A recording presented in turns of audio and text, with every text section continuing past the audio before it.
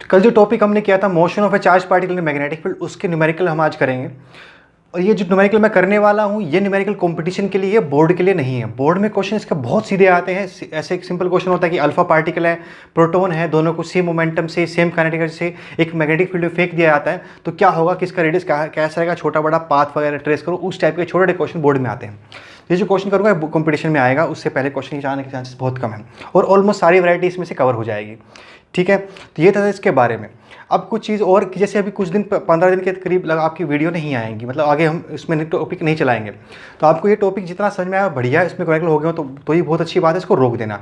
पर लेकिन उसके पहले क्या कर लेना, बीच में दौरान क्या करना है, आपको जो पिछला आपको जितना बचता है सब रिवाइज कर लेना, आपके लिए ज़्यादा बढ़िया रहेगा। ठीक, और एक और आपको बात बताता हूँ, जैसे मैंने कुछ दिनों पहले आपको बताया था कि भाई जो पढ़ने का तरीका है वो चेंज नहीं हो सकता। ये ऑनलाइन कोर्स सब्स्टिट्यूट नहीं होता इस चीज़ का पढ़ने का, वो पढ़ नहीं सकता बच्चा। अभी कुछ दिनों पहले सर्वे भी हुआ तो उसमें भी यही रिजल्ट निकल के आया कि 90% बच्चे इस चीज़ से बोर हो चुके हैं। अब क्यों बोर हुए हैं, उसकी रीज़न वही थी क्योंकि वो एक जगह टिके ही नहीं। वो इसको एक मोबाइल फ़ोन को उस तरीके से देखने जैसे कि मूवी देखी जाती है, तो ये मूवी टाइप की चीज़ नहीं है। ये क्लास में ही ज़बरदस्ती बच्चे को बैठा करके ही पढ़ाया जाता है और कोई तरीका इसका नहीं होता है। तो ये वैसे ही चलेगा। ऑनलाइन तो सिस्टम फ्लॉप हो ही चुका है, तो ये तो सिर्फ मजबूरी है, जब तक कि ये क्लासेस नहीं चालू होती तब तक का ये काम है। तो आप कोशिश करते रहो, अपनी मेहनत करते रहो, जल्द ही उम्मीद है खुल जाएगा सब कुछ और फिर हम फिजिकल क्लास में पढ़ पाएंगे। उसकी कोई रिप्लेसमेंट नहीं है। अब ये तो बात तो अब जो इंस्टीट्यूट थे जो लाख 1.5 लाख बच्चे भी पढ़ा रहे थे, अब तो वो लोग भी ये बात मान गए कि भाई वो ऑनलाइन फ्लॉप हो चुका है सिस्टम, वो नहीं चला पा रहे हैं। जितना बेस्ट सेटअप भी उनके पास भी था फिर भी कुछ नहीं हो पा रहा है। उन्होंने इंटरेक्टिव क्लास सब कुछ करके देख लिया, कुछ नहीं बन रहा है उनसे, क्योंकि असल में ये चीज़ ऐसे हो ही नहीं सकती है। ठीक है, सब वेदांतु शाहरुख खान सब फेल हो चुके हैं। ठीक है, वो सिर्फ मार्केटिंग की बात है, पैसे कमाने की बात है, असल में ये चीज़ काम नहीं करती। ठीक है, तो जितना हो सकता है अभी आप अपना बेस्ट निकालने की कोशिश करें। इसमें से मेन तो पढ़ाई फिजिकल क्लास में ही होगी। तो अभी क्वेश्चन देखो क्या है। तो इसमें क्वेश्चन में क्या कि हमारे पास एक फील्ड है और वो सिर्फ इतने रीजन में है, सेकंड रीजन में है, छोटे से गैप में है। उसका गैप का जो डिस्टेंस गिवन है ये स्मॉल डी गिवन है, इतने रीजन तक फील्ड है, इसके बाहर फील्ड नहीं है, ना इधर है फील्ड ना उधर है फील्ड। तो आपसे क्वेश्चन ये था कि अगर एक m मास का फील्ड की वैल्यू कैपिटल B है और यानी और क्रॉस का मतलब कहाँ जा रही है, वो इनसाइड द प्लेन जा रही है, तो हमने एक m मास का चार्ज पार्टिकल जिसके ऊपर चार्ज स्मॉल q है उसको v वेलोसिटी से ऐसे फेंकना है, ऐसे फेंकना मतलब 90 पे फेंकना है। तो कितनी मैक्सिमम वेलोसिटी को हम फेंक सकते हैं कि वो फर्स्ट रीजन में ही वापिस आए, कितना मैक्सिमम वेलोसिटी हो सकती है कि वो जाए और पहले में ही लौट के आए, मतलब तीसरे में ना जाए। क्योंकि वैसे अगर आप उससे कम फेंकोगे तो आना तो फर्स्ट में ही है, उसने बाहर से फेंका तो बाहर तो आता ही है। सिमेट्री के बारे में ही तो बताया था आपको। पर कुछ केस में एक और भी है।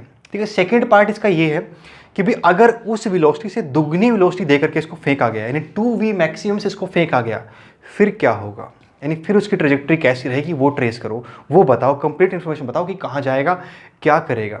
ठीक है, तो वो उसके बाद हमको बताना है। तो अभी आप ट्राई कर लो, अगर आपने इसको कर सकते हो, क्योंकि इसमें कोई नया स्किल है, नए कॉन्सेप्ट नया नहीं है, इसकी नए क्या स्किल जो आप जानते हो पहले से वही है बस।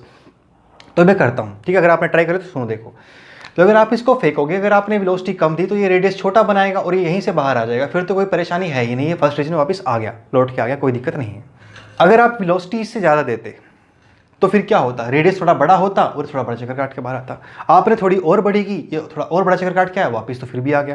आप बढ़ाते गए, एक पॉइंट ऐसा आएगा कि ये कहाँ पहुँच जाएगा, इसके पास यहाँ पे इतनी वेलोसिटी है कि ये अभी और बड़ा चक्कर काटना चाहता है, लेकिन यहाँ से निकलते ही कहाँ घुस जाएगा, थर्ड रीजन में, जहाँ इसको घुमाने वाला खत्म हो गया। यानी इसे कौन मोड़ रहा था, लॉरेंट्ज फोर्स, वो एकदम से खत्म हो जाती है थर्ड रीजन में जाते ही।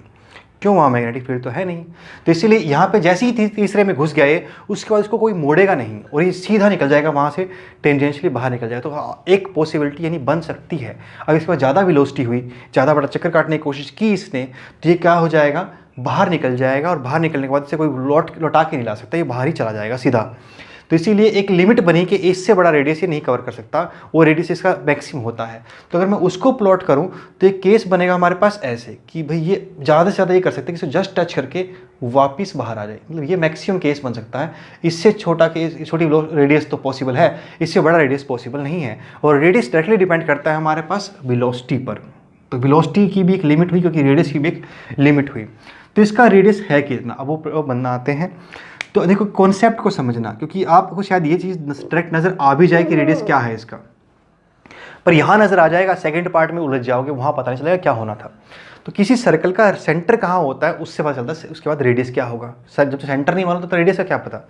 तो किसी भी आर्क का सेंटर कहाँ पे है, सर्कुलर आर्क का सेंटर कहाँ पे है, उसको निकालने का कॉन्सेप्ट होता है। कॉन्सेप्ट ये होता है कि जहाँ एटलीस्ट दो नॉर्मल जो डिफरेंट पॉइंट पे ट्रेस किए गए हों वो मिलेंगे, वहाँ होता है सेंटर। तो मैं यहाँ पे एक टेंजेंट खींचता हूँ, इस पर एक नॉर्मल ड्रॉ किया, यह एक टेंजेंट खींची, इस पर एक नॉर्मल ड्रॉ किया, ये जहाँ मिलते हैं यहाँ होगा इसका सेंटर। ठीक है, तो ये सेंटर निकालने का, सेंटर का पता करने का तरीका होता है। और नॉर्मल खींचने का तरीका होता है पहले टेंजेंट खींचो, तो इसलिए मैंने पहले टेंजेंट खींची फिर नॉर्मल खींचा, क्योंकि नॉर्मल का मतलब सेंटर टेंजेंट पे नॉर्मल है।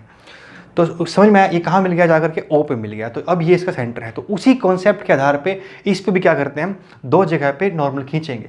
वो नॉर्मल कहीं आप यहाँ पे यहाँ पे यहाँ पे कहीं पर भी खींच सकते हो, लेकिन अगर आपने यहाँ पे या इधर कहीं पे खींची नॉर्मल, वो जहाँ मिलेगी सेंटर तो वही होगा, और वो किसी का भी मिलेगा, सारी मिलेंगे, मतलब इसके अलावा भी आप अगर इसको भी खींचते तो ये भी तो यहीं मिलता, क्योंकि सेंटर तो जहाँ है वो तो वहीं रहेगा। तो कहीं पर भी खींचोगे नॉर्मल, मिलना तो उसने एक ही जगह पर जहाँ इसका सेंटर है। लेकिन एक परेशानी है, यहाँ पर अगर आपको नॉर्मल खींचना है तो पहले सर्कल प्रॉपरली बनाओ, कंपास से पहले सर्कल प्रॉपरली बनाओ, पूरी ज्योमेट्री यूज़ करो और उसमें डी या प्रोटेक्टर यूज़ करो, तब जाकर के आपको पता चलेगा वो सही नॉर्मल है कि नहीं, और फिर वो जहाँ जाके मिलेगा वो सही सेंटर होगा। तो यानी कि अगर आप इधर उधर कहीं ट्राई करना चाहते हो तो आपको पूरा ज्योमेट्री बॉक्स उठाना पड़ेगा, तब जाके बता सकते हो कि सेंटर कहाँ पे है इसका। ठीक, तो वो हम करेंगे। तो फिर हम कंपटीशन में बैठे हैं, आधे घंटे में तो यही सोल्व होगा, सेंटर ही मिलेगा आधे घंटे में, तो इसका फिर आगे क्वेश्चन कैसे सोल्व होगा। तो उसके इसीलिए मैं इसका नॉर्मल ऐसी जगह पे बनाऊंगा जो मुझे दिख रही है सही सही। क्योंकि कौन सी, एक तो ये दिख रही है नॉर्मल, क्योंकि यहाँ पे टेंजेंट है, क्योंकि ये एक घुसेगा ना तो सीधा घुसेगा, तो यही टेंजेंट होगी इसकी। अगर ये टेंजेंट हो गई इसकी तो इसका नॉर्मल क्या बना, ऊपर, तो नॉर्मल गया ऊपर, इसलिए मैंने इस कोने पे बनाया। एक नॉर्मल मैंने ऊपर बनाया, तो ये जहाँ पे मिलेंगी वहाँ पे क्या होगा, इसका सेंटर होगा। ये तो कहीं भी, ये तो पूरी इस लाइन में मिलेंगे तो कुछ पता नहीं चलेगा, इसलिए एक नॉर्मल इसका यहाँ बनाओ, क्योंकि ये जस्ट टच करके निकलेगा ना यहाँ पे, तो ये लाइन भी क्या हो, इसकी टेंजेंट हो गई, तो इसका नॉर्मल कहाँ पे होगा, यूँ जाएगा, तो ये यहाँ पे इसका सेंटर बनेगा। मतलब प्रॉपर सेमी सर्कल लगे, मेरा तो आधा ऊपर नीचे बन गया है, तो आप सही से बनाना, तो वो इसका सेंटर है प्रॉपर, यानी ये सेंटर है, ये भी नॉर्मल है, ये भी नॉर्मल, ये भी नॉर्मल। देखो समझ में आ रहा है वहाँ पे क्यों बनाया, वही क्यों उठाए, क्योंकि वो वाली चीज़ हमको दिख रही है, उसके लिए ज्योमेट्री की जरूरत नहीं है, बगैर ज्योमेट्री सोल्व हो जाएंगे। तो वो बन गया। अब यहाँ से आपको दिख रहा हो कि जब ये सेंटर है, ये आर्क है, तो ये तो रेडियस बनेगा ना, और वो रेडियस कितना है, स्मॉल डी। तो यहाँ अब पता चला हमको कि सेंटर कहाँ पे है और रेडियस कहाँ पे है, और रेडियस का फॉर्मूला हम जानते हैं mv/qb, तो हमने पुट किया और हमको वेलोसिटी मिल गई, कितना आया, qbd/m। तो अगर आपकी वेलोसिटी से ज़्यादा रही तो ये कहाँ घुसेगा, तीसरे रीजन में घुसेगा, फिर लौट के नहीं आएगा, पहले में वापस नहीं आएगा। और हमको कंडीशन क्या थी कि वो फर्स्ट में वापस आए, वो निकालना था। ठीक, पहला पार्ट सोल्व हुआ। अब सेकंड पार्ट सोल्व करना है ऐसा कि अगर इसको इससे दुगनी वेलोसिटी दी गई तो क्या होगा, वही होगा जिससे पहले बताया था कि वो कहाँ निकलेगा, दूसरे में जाकर के घुस जाएगा। तो दूसरे में घुस जाएगा, तो उसके लिए अगर हमको ओवरऑल पाथ बताने तो वो कैसा होगा वो बताते हैं, समझे।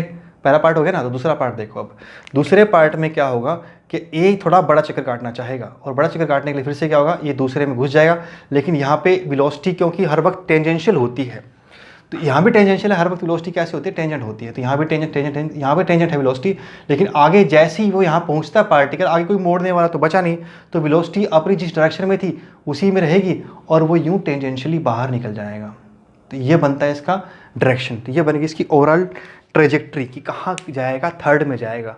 ठीक है, लेकिन ऐसा करने से बात पूरी नहीं होती, क्योंकि ये सब चीज़ें यूज़ कर सकते हैं प्रोजेक्टर वगैरह में, या बुलेट वगैरह फायर करने में इसको यूज़ कर सकते हैं, या फिर किसी चार्ज पार्टिकल को दूसरे पार्टिकल के साथ हिट करने में यूज़ कर सकते हैं। तो ऐसा करने के लिए आपको प्रॉपरली मालूम होना चाहिए कि भाई ये एंटर तो हमने परपेंडिकुलरली किया, डी डिस्टेंस तक फील्ड थी, तो फिर उसके बाद ये कितने एंगल पे गया, ताकि एग्जैक्टली लोकेट कर सकें कि ये कहाँ जा करके भिड़ रहा है। ठीक, तो हमको असल में इसका अल्फ़ा बताना था कि कितने एंगल पे बाहर ही निकलेगा। ठीक है, तो अब बताते हैं कि अल्फ़ा क्या होगा, इसका कहाँ पे जाकर के अल्फ़ा कितना बनेगा। तो फिर इसे अल्फ़ा बनाने के लिए अल्फ़ा तो किसी ट्रायंगल में तो हो ना, वो तभी तो ट्रिग्नोमेट्री फंक्शन लगाएंगे। साइन कॉस थीटा कब लगाओगे, जब किसी ट्रिग्नोमेट्री में होगा। अब सॉरी किसी ट्रायंगल में होगा, ट्रायंगल में तो ये है नहीं, तो किसी ट्रायंगल को ढूंढना पड़ेगा। ट्रायंगल को ढूंढने से पहले इसका पता करते हैं सेंटर कहाँ पे है। सेंटर को पता करने से पहले रेडियस पता करते हैं क्या है। अब उसके लिए देखो, मैंने रेडियस का फॉर्मूला लगाया mv/qb। अब v मुझे पता है कितना है, 2v मैक्सिमम है, 2 टाइम्स v मैक्सिमम है। v मैक्सिमम कितना है, qbd/m है। वो रखोगे तो आपको मिलेगा कि असल में इसका रेडियस 2d है। तो अब इसका रेडियस कितना हो गया, दुगना, यानी 2 टाइम्स d हो गया। तो अभी 2d रेडियस से बाहर निकल रहा है। चल रहा है, तो इसमें सर 2D रेडियस है, यहाँ इस वाले आर्क का रेडियस 2D है, यानी उससे बड़ी आर्क है ये जो पहली थी। अब इससे सेंटर कहाँ पे होगा वो ढूंढना होगा, और फिर से वही तरीका कि मैं 2 नॉर्मल खींचूंगा। एक तो यहीं पे जो मुझे दिख रही है ये तो जाएगी ऊपर, इस लाइन पे जाएगी। एक नॉर्मल मैं यहाँ खींचूंगा क्योंकि यहीं का मुझे दिख रहा है साफ, क्योंकि ये टेंजेंट तो पहले से है, इसका नॉर्मल जहाँ कहीं भी होगा वो जहाँ मिलेगा वहाँ होगा सेंटर। और ये दोनों कहाँ पे आएंगे, यहाँ से आएगा वहाँ से आएगा, तो ये बन जाएगा सेंटर, इसको बोलते हैं ओ। समझे कैसे ढूंढना सेंटर।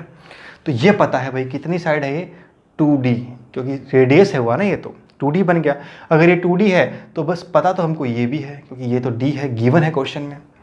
पता हमको ये भी है कि O से लेकर के यहाँ तक का पॉइंट 2D है, पर जरूरत पड़ेगी तो यूज़ करेंगे, अभी यूज़ नहीं करेंगे। तो ये 2D था पर जरूरत अभी नहीं है। ये D है, दिख गया, ये 2D था, ये भी यूज़ कर लिया। अब हम वही काम करते हैं कि अल्फ़ा हम ट्राइंगल के अंदर लाएंगे। हर एक के पीछे लॉजिक होता है कि क्यों लाएंगे, क्योंकि ट्राइंगल में जब आएगा तभी तो साइन ए कोस लगेगा, उससे पहले कैसे लगेगा। तो ट्राइंगल अल्फा को लाते हैं इस ट्राइंगल में, जो ट्राइंगल हमको दिख रहा है राइट एंगल ट्राइंगल, इसमें लाने की कोशिश करते हैं। तो ये अल्फा हुआ, जो कि ये 90 डिग्री है, तो ये 90 माइनस अल्फा हो गया, ये 90 माइनस अल्फा, 90 माइनस अल्फा, क्योंकि ये 90 माइनस अल्फा, तो ये पूरा 90, क्योंकि नॉर्मली तो ड्रॉ किया इसके ऊपर, तो ये कितना हो गया अल्फा। इस पे टेंजेंट पे नॉर्मल है ना ये तो अल्फा, और ये इसका नॉर्मल है तो कितना बन गया 90 माइनस अल्फा। ये 90 माइनस अल्फा है तो फिर ये कितना हो गया अल्फा, तो इस नंबर लेंगे कितना मैंने अल्फा। अब खेल खत्म, कहानी खत्म, हो गया काम। तो साइन अल्फा लिख देते हैं। साइन अल्फा क्या लिख, तो आप कुछ भी सकते हो, साइन कोस टेन जो कहोगे वो लिख दिया जाएगा, लेकिन सबके लिए उसके बाकियों के लिए आपको पाइथागोरस लगानी पड़ेगी, क्योंकि ये साइड नहीं पता, पहले पाइथागोरस लगेगी वो निकलेगी, उसके बाद आप सोल्व करोगे तो आंसर वो भी आ जाएगा। लेकिन हम जब जो चीज़ गिवन है वो यूज़ करते हैं ना, क्योंकि हमको अपोजिट और हाइपोटेन्यूज गिवन है, तो हम इसलिए D और 2D यूज़ कर रहे हैं। कितना हो गया अल्फा 30 डिग्री, कहानी खत्म बस। ठीक, कॉन्सेप्ट इतना ही था इसमें, स्किल्स इतना ही था बस। अल्फा इक्वल कितना बना 30 डिग्री, तो 30 डिग्री पे वहाँ से वो निकलेगा, जो भी पॉइंट जहाँ बनता है वहाँ जाके हिट करेगा। देखो ये चीज़ें का अपनी प्रैक्टिकल एप्लीकेशन है, इनको यूज़ किया जाता है आगे चार्ज पार्टिकल डायरेक्शन को कंट्रोल करने में। या एक एग्जाम्पल आपको बताता हूँ, ऐसे आपका मन कर रहा है पड़ोसी गोली मारनी है, ठीक है, ये आपके साइड में बैठा हुआ है, इसको गोली मारनी है। अगर आपने यूँ गोली मारी इसको सीधी डायरेक्ट, फिर तो आप फंस गए, दिख रहा है सामने इसने गोली मारी है भाई, पुलिस पकड़ के ले जाएगी। तो एक दूसरा सिंपल तरीका होता है, चार्ज पार्टिकल को उसको चार्ज कर दो गोली को, और इधर से फेंको, यूँ मारो, आगे मैग्नेटिक फील्ड बना करके, मैग्नेटिक फील्ड सेट करके उसके अंदर गोली मारोगे तो घूम में कहाँ लगेगी आकर के, इसी को लगेगी, 90 पे बाहर आएगी ना, लग गई, इसको भिड़ गया है तो हो गया काम इसका।